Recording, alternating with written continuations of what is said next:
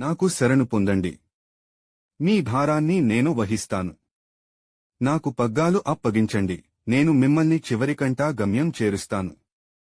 నా భక్తులు నన్నెట్లు భావిస్తారో నేను వారిని ఆ విధముగానే అనుగ్రహిస్తాను.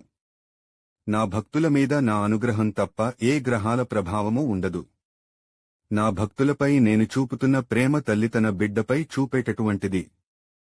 ఏ విధంగా గోదావరి నది తనను చేరిన జలాలను సముద్రానికి చేరుస్తుందో అలాగే నేను మీ నమస్కారాలను నా గురువుకే అందేటట్లు చేస్తాను. నేను నీలోనే ఉంటాను. భయం వద్దు. నిన్ను రక్షించడానికే నేనున్నాను. ఇతరులు నిన్నెంతగా నిందించినను నీవు కఠినముగా జవాబు ఇవ్వకు. అట్టివానని నీవెల్లప్పుడూ ఓర్చుకునినచో నిశ్చయముగా నీకు సంతోషము కలుగుతుంది.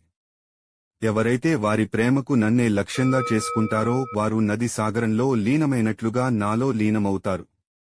నేను సమాధి చెందినప్పటికీ నా సమాధిలోనుంచి నా ఎముకలు మాట్లాడుతాయి. అవి మీకు ధైర్యమును, విశ్వాసమును కలిగిస్తాయి.